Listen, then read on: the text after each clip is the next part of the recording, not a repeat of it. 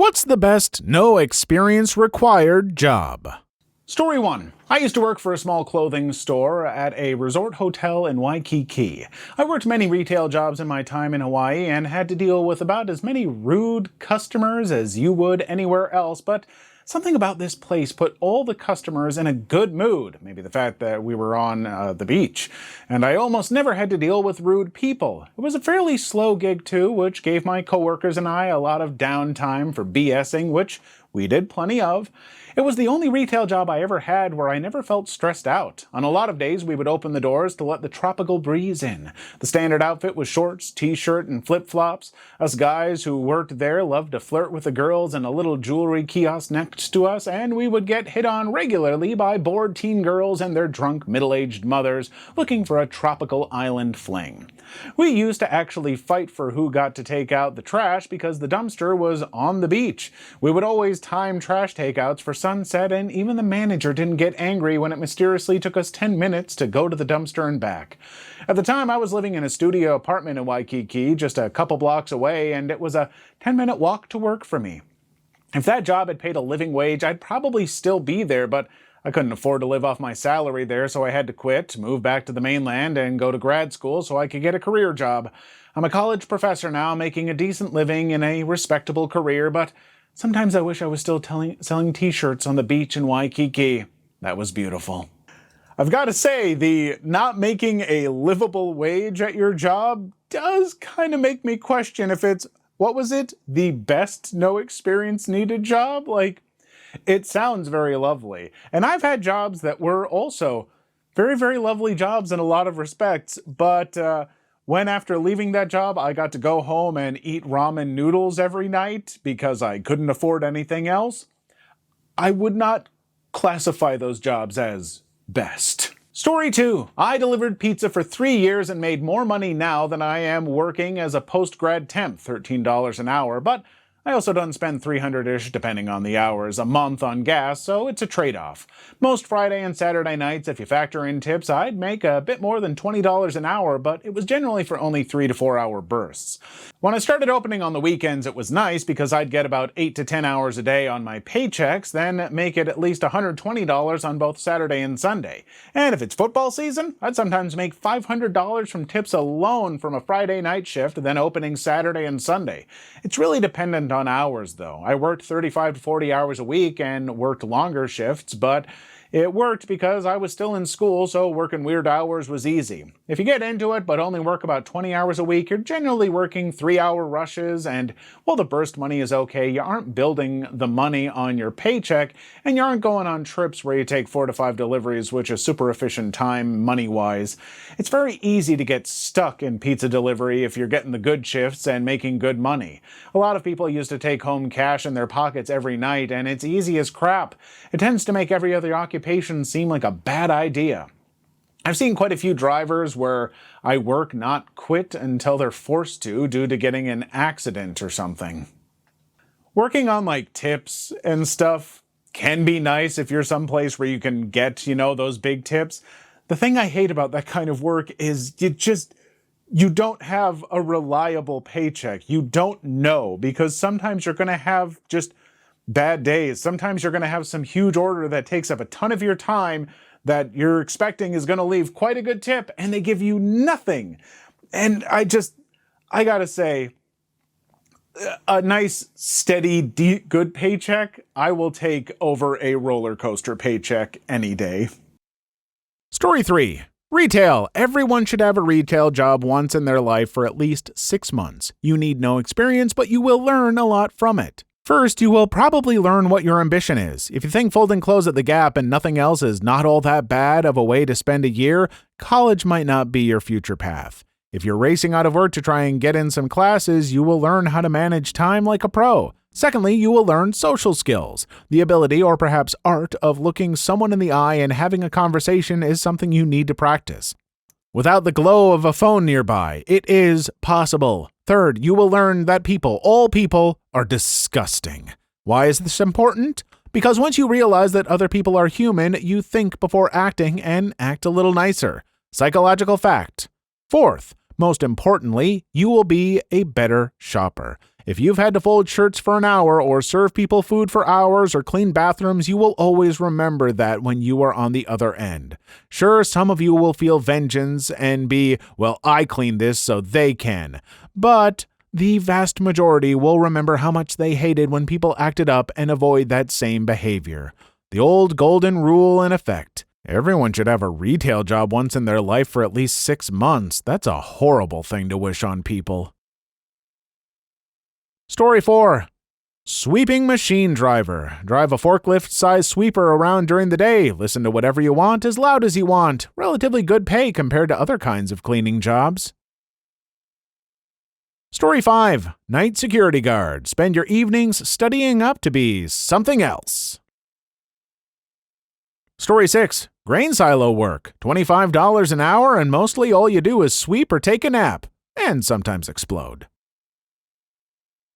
Story 7. The railroad isn't a bad gig. Great retirement plan and regular pay. Engineers can make north of $100K. Just be prepared to be on call all the time. Railroads are definitely great employment. Local pay is $25 for a shop helper, which requires no experience. You've got to be on point, though, because if you screw up, the union will throw you under the train faster than the company. I was literally just talking to my friends like 3 days ago about how cool trains are and how much we all want to take like train trips. And man, if you got to like work on a train, like being the engineer or even just like serving on a train or something, I don't know, that seems really cool to me. Like there's just something very scenic and relaxed about trains versus like planes, which are just stressful and shooting through the sky, where there's not actually all that much to see sometimes. I don't know. Story 8. A couple years back, there was a girl who auctioned off her virginity for something like $700,000. I'd say that. This is the first job I've seen where no experience was absolutely required.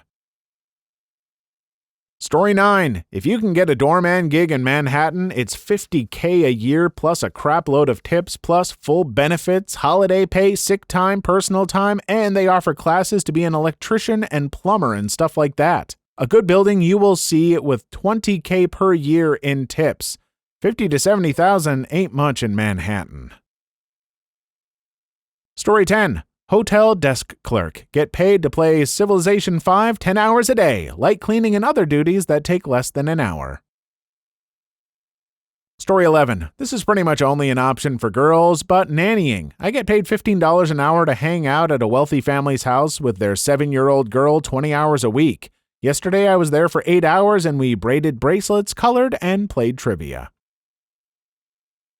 Story 12. Adult entertainment shop manager. I had that job all through undergrad. The owner only came in Friday morning at 11 to pick up the deposits. Other than that, my only work was ordering more tapes on Wednesdays and restocking on Tuesday, plus 10 minutes of late tape collection calls. I gave myself all the day shifts and hired staff to work nights. What that meant was that I could sleep until 9:30 every morning, be done with work at 4, then get to my 4:30 or 7 p.m. class and always have my weekends free.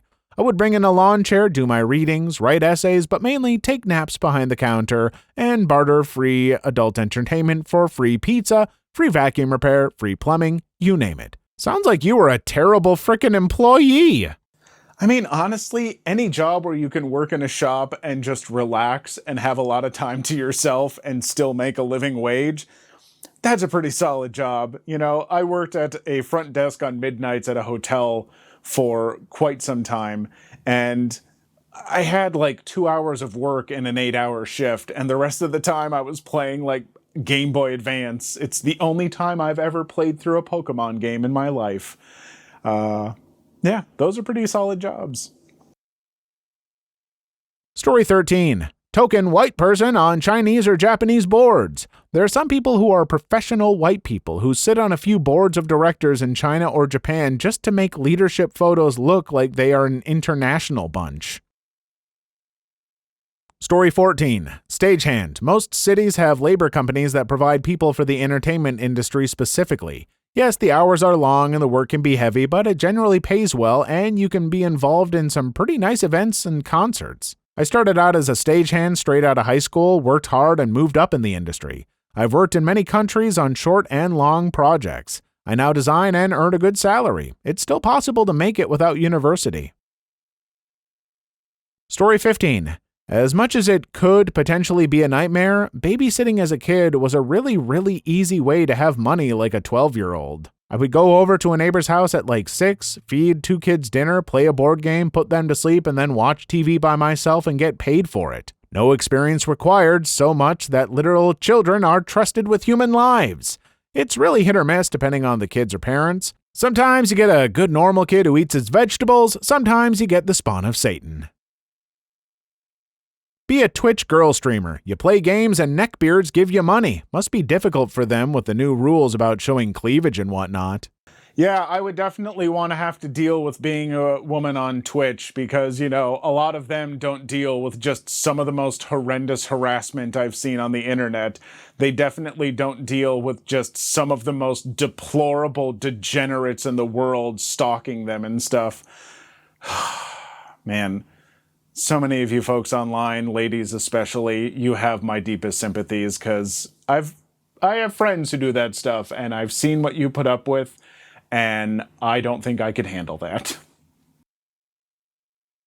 Story 17. My friend works in fishing in Alaska half the year and friggin' loves it. Half the time on a boat, half the time doing packaging and crap in a warehouse, no experience required. They even pay for your plane ticket there and back, Alaska, and room, food, and everything. She works like 3 to 4 months a year and travels the rest of it. The hours are rough, but it seems like they make it fun while they're there and save a ton of money. It may not be perfect, you basically fall off the map for a couple of months, but to work like that, then have money to live your life for 2/3 of the year easily, it has definitely entered my mind a few times.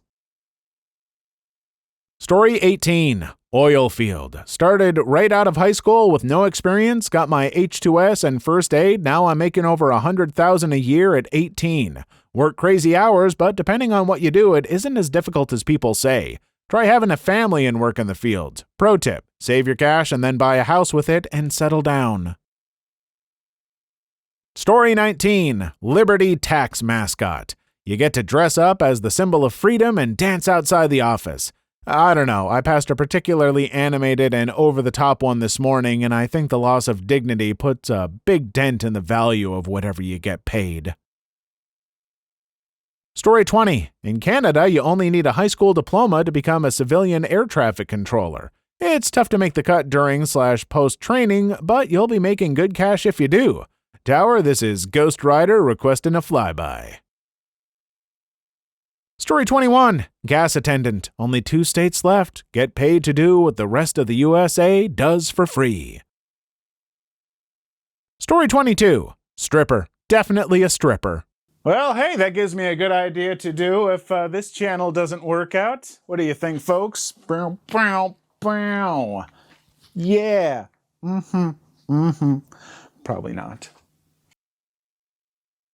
Story 23.